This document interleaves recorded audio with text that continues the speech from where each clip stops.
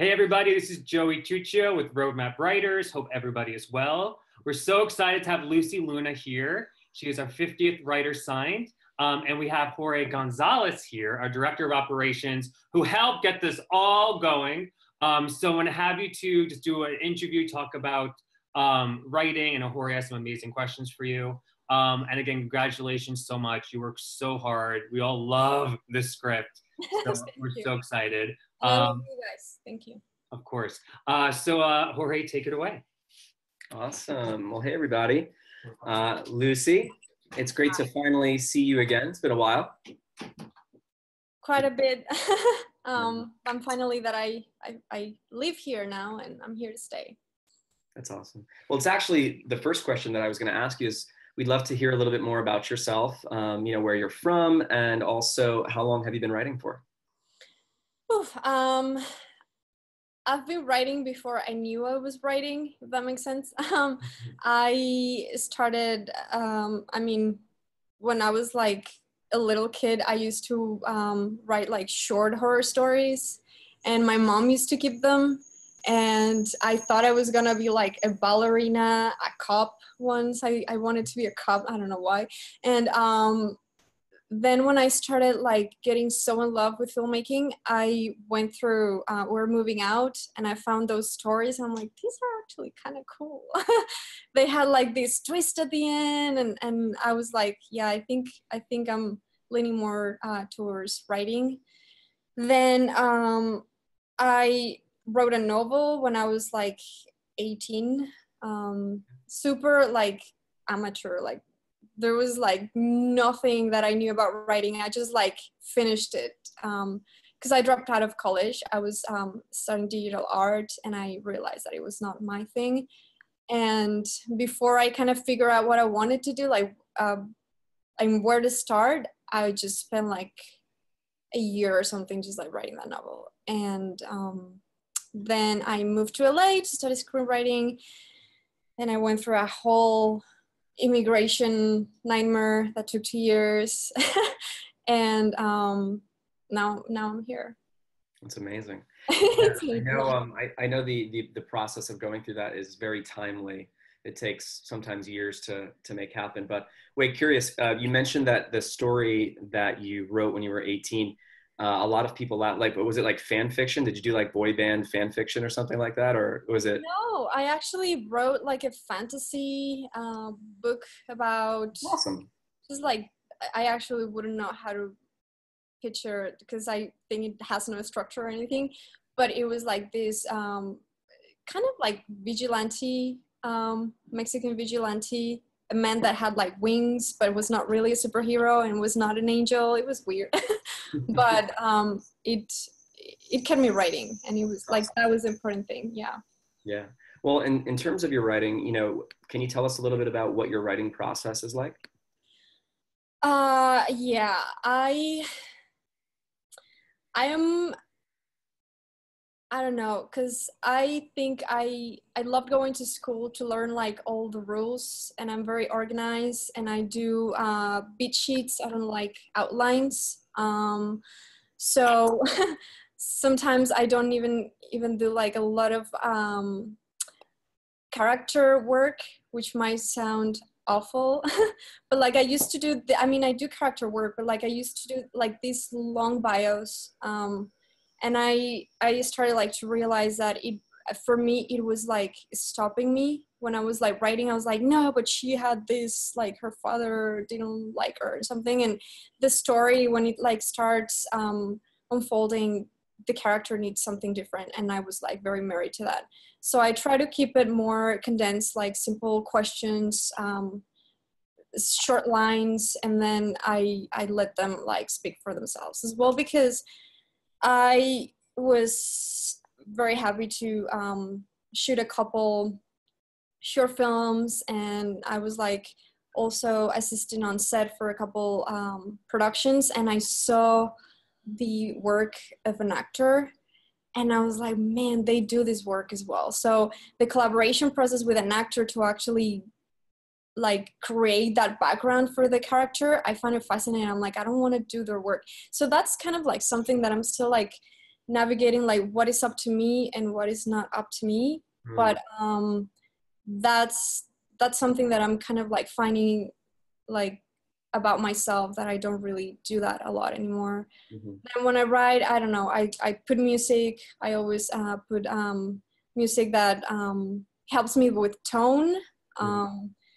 I do fan art, like posters in Photoshop to like also it helps with the tone. You've seen my portfolio. I do it as well for like that kind of it just helps me write. And I have like my final draft and I have like the poster, and I feel like sometimes I go back to a scene and I'm like, it doesn't read like how this looks, and it helps me like go back when I'm like getting lost. And yeah, I think that's pretty much what I do. Right. No, it's interesting. You know, sometimes even just in reading scripts, if I know I'm reading like an action thriller, I'll try to marry that with music that sort of fits that. So, you know, if it's something like, you know, fast paced or something, I'll play like the Inception soundtrack or something, you know, and it just like kind of like it puts you right there. So that's really cool that as you're writing, you sort of surround yourself with the sounds, with those sounds to sort of really inspire and kind of fuel the creativity that way. That's pretty awesome. Yeah, I love it. And I also I like to visualize actors. Like, I don't know why, I feel like personalities, even if it's just a character, not really the actor, the personality of a character that you've seen that kind of like looks like yours helps me like create them. Yeah, I think it's just a process of also discovering what works for you, because I still consider myself like new. So I'm changing a lot of things that I used to do that I don't do anymore. And I'm like still figuring out what works for me. Like I used to work at night, like from like after my day finished until like, I don't know, 2-3 p.m. AM. And now that doesn't work. Now I work in the mornings. I have to wake up early and be the first thing that I do. I don't know why. I just can't write at night anymore. It just changes, I guess. That's good. That, I mean, and I think that's important too, to understand when you are most creative, because it might vary for different writers, different individuals. Yeah. So in terms of your craft, what do you see as one of like the biggest growth areas since you first started writing? You know, from maybe the first script that you ever wrote, or even going back to that, the novel that you were talking about before, to, you know, like Sophie and Valentina, or even something new that you're writing right now? Dialogue is a big one. I think when I go back to my previous work before like studying and before like writing like actually every day, I think all the characters kind of sounded the same. They just have the same voice, and now I feel like I can actually give a voice to each one of my characters. It's so hard, but I actually have to do a pass for each character. With Sophie and Valentina, I had the same issue. They sounded the same. It was like I have to do just a pass for one of them and then a pass for like the other one, because it was just like not working. I find that very hard for me as well.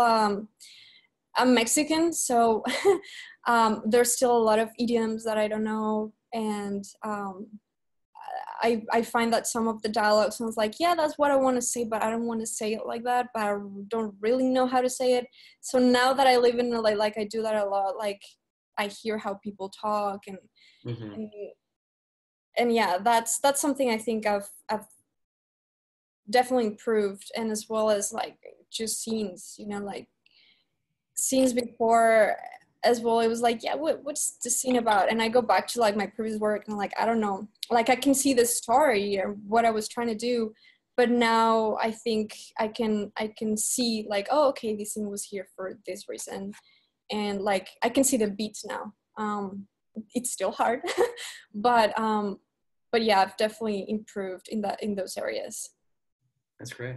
And then you know, you mentioned Sophie and Valentina, which it's an amazing script, and it's, you know, something that we all really enjoyed reading over here. And can you tell us a little bit about that script, you know, for those who are maybe watching this who aren't familiar with it? You know, sort of what the script is about, what inspired you to tell this story, and what you felt personally drawn to, that you felt compelled to lend your voice to the story. Yeah, I love the script. It's very personal to me. It's a road trip. A dance teacher just hires a Mexican transgender woman so she can take it to a curandera because she's losing her sight due to a disease. And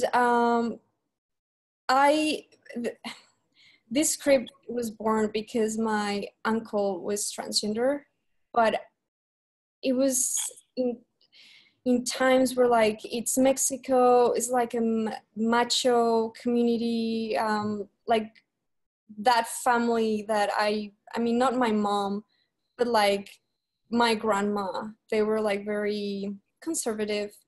So my uncle didn't really consider himself trans. Like we wouldn't even use that word. He really tried to be a family man. He was married, he had kids. But then one day he just left to the United States and he didn't like tell anyone. His family felt abandoned, and he and my mom would communicate through letters only. I was 8 when he left. And he was still in the US when I was here in LA. And in 2015, he passed away. He went back to Mexico and he was about to catch up with my mom. And he passed away before he could actually like catch up with my mom. So my mom never knew, like she never knew why he came back. And I was like, okay, this is not his story, but I'm trying to fill the gaps and trying to create like something that I wish was his story. I don't know. So that's kind of like what inspired me to write it, as well as I was sick of all the drug cartels shows, and I love them. Like I watch them and I'm obsessed with them, but I don't want to write that. So I try to portray like a very different side of Mexico. Like it wasn't really about Mexico, but every time like the characters were in this road trip, I wanted to show that we're more than, corrupt cops and and narcos. And it was like a postcard for Mexico for me. Yeah. No, I love that. What's interesting too is, a lot of other, Latino executives that I've spoken to over like the last year or so have sort of echoed the same thing, as, they love just as much as you and I, watching shows like Narcos and things like that. But there's also a desire to tell stories that are bigger than that, because there is more than just that. And so that's why I think your story in particular is really special and so fascinating. So yeah, and let me ask you, you have taken, a number of different meetings throughout, your you said it, you called it your early writing career still. But when you met with your managers, what did that meeting feel like? How did it feel different for you compared to the other ones where you knew that this was a great fit? Yeah. Well, I think the first management that I went with, first off, they were in Mexico, so things are different here. But I also feel like when you're new, you're kind of like very excited to hear that someone is excited about you. So it's like whoever that says like, sure, I'll take you, you're like, yay, it's amazing. And I feel like very lucky to have reps and everything. But like then I started to listen to podcasts of how things actually work here. And I remember hearing listening to a lot of podcasts on representation and hearing managers saying like, yeah, I mean, I'm in constant communication with my writers like 3 times a week, like this is tragedy behind you. And I'm like, yeah, I didn't have that. So I realized that I needed like something different. And I mean, when you go out to meetings, and I told you that I had to take my time because I didn't want to rush it and I was scared to rush it. But when I met Sonia, like it was a human connection as well. Like he was not just professional. I'm like, I can be buddies with this woman. And that's something that I was like, I think this is what it has to be, because I can trust now. And before I feel like I was very worried, and I had to take care of things that I shouldn't be taking care of. And now, like, seriously, like, I was in the meeting yesterday and I was like, oh, okay, I'm gonna do this and do this and this and this, and they were like, relax, you just have to write and go to the meetings that we send you, so that's our job. And I was like, oh my god, I've never been in this situation, so it's definitely a different experience, but I totally would say that there's a human connection there, and that's what completely made me go like, oh, this one is, you know, because at the end of the day, a lot of people can be great at what they do, but if you don't trust them or get along with them, then it's not really going to work, I think. No, I think it's well said. It's true. You know, I think sometimes a writer might find themselves in a position where a manager or, you know, an agent or someone is interested in, you know, signing them. And maybe that's the first person that they've ever been approached by. And so there's their kind of like gut reaction to be like, yes, yes, yes. But it's really, like you were saying, it is really about having a great connection. And so if you know, a writer is fortunate enough to be in a position where they have several meetings lined up, and, you know, then they can really sort of take their time to find the best fit, because it's like a relationship. This is someone who you are going to be, you know, relying on, you know, both with your creative energy, but, you know, hoping that they will do their part on the business end and, you know, get your script out there, get you meetings. And so it's really great, and like, it's refreshing to hear that you felt comfortable in taking your time, because I think that that's really good advice for writers if they have an opportunity to meet with a number of different reps, is to make sure that it's a really good fit. Yeah. That's awesome. That's amazing. So what's next? You know, what are you working on now? Or is it I mean, I know you just had your meeting yesterday, but I mean, are you excited? Do you have sort of like some next steps that you and your team have talked about taking? Yeah, I mean, I sent a bunch of material, and we're gonna choose together like what to focus on next.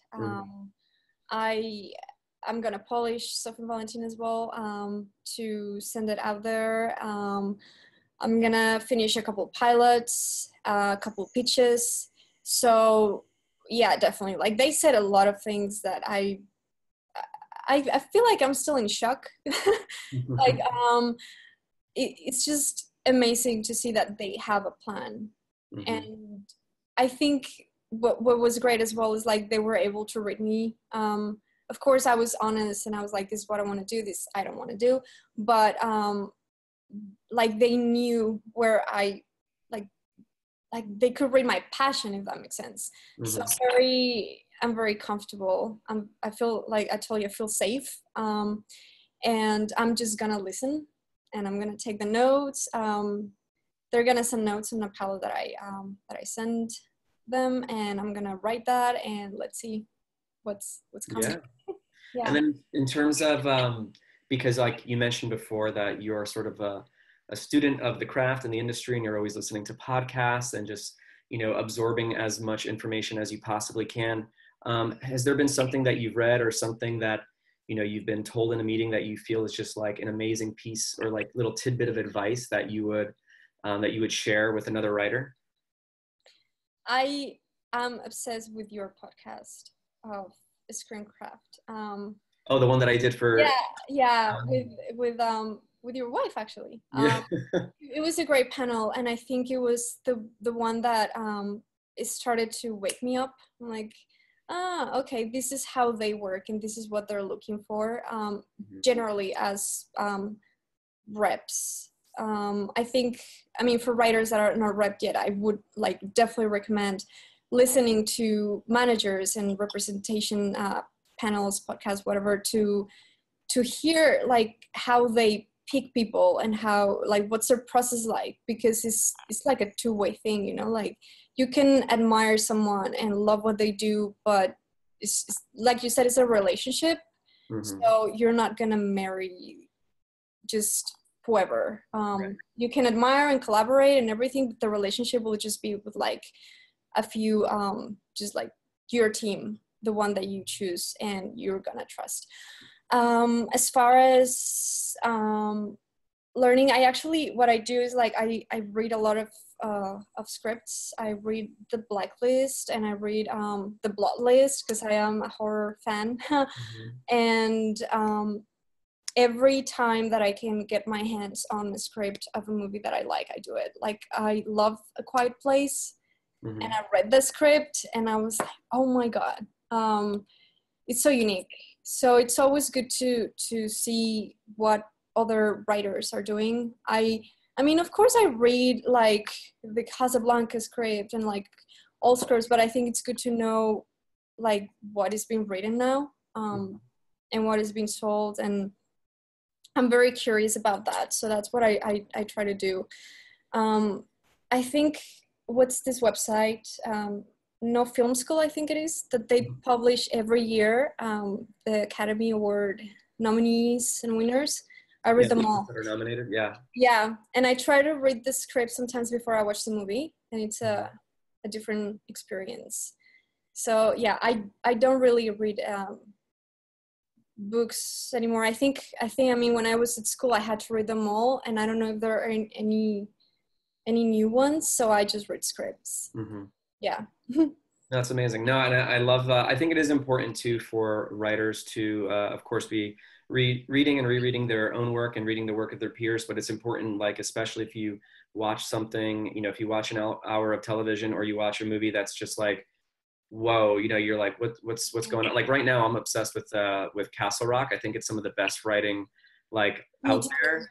It's just incredible. And so those are things where it's like, okay, you know, this was brilliant. Let's see how this reads on the page, because I think that goes a long way to inform your own writing, how, you know, how others are doing it and doing it at the highest level. So that's, I think it's really important. But no, going back to what you're saying about also, you know, like marrying the two fits. I mean, that's, you know, that's something that we take a lot of pride in, is just really trying to, you know, read a writer, understand their story and their voice, and, you know, find the right person to send that to. And so, and we're just all really, really glad that, you know, everything sort of turned out. And, you know, and also just last sort of question is, can you speak to, you know, I know sometimes writers may become a little disheartened if it takes a little bit of time. I mean, can you talk a little bit about the first time, sort of like when you had, you know, your sort of like first conversation, you know, because I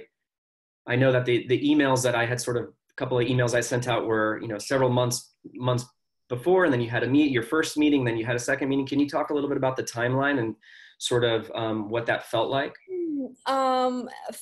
First of all, I learned that reading takes time, that everybody is busy and that you shouldn't take it personal. Well, my case was kind of different because my second meeting, a couple things like happened, like she went on a vacation and then she transitioned to another company. So I wouldn't say that that's like the official timeline, but I don't know. I guess a couple weeks, like if I chop that time off, the weird things that happen, yeah, I would say a couple weeks. But I feel like also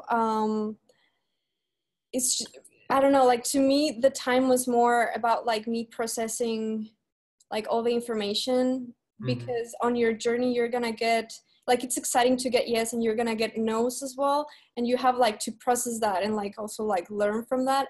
And something that I actually pride myself on, that I don't take no's personal, and I don't know why they don't make me sad. I know that is very discouraging when a writer gets said like no, sorry, but I actually like them because I think they're helping you go where you should be. Like I have a couple managers that they never replied, and they might later on, and I'll be like, sorry, I'm taking now. But those are the ones that I'm like, I'm curious, like I wouldn't change my mind, but I'm curious as to like, would you say yes or would you say no? And that's like kind of like bugging me now. But I love the, like, all the no's that I got and all the yeses that I got as well. Like I feel like the no's help me go where I belong, And the yeses I just made sure to thank everyone who like said yes and like was interested. I also had a very lovely experience with a company, and I was telling my managers that I went into a meeting and we realized as soon as we started talking that professionally it was not going to work. Like we were on two completely different channels, but it was still a lovely conversation that went on for like an hour and a half. And it was great to know that you have those contacts there for like the future, for and not necessarily to like representation, but like just, I don't know, contacts, like networking. It's amazing to build that, those relationships. I don't think I answered your question, but.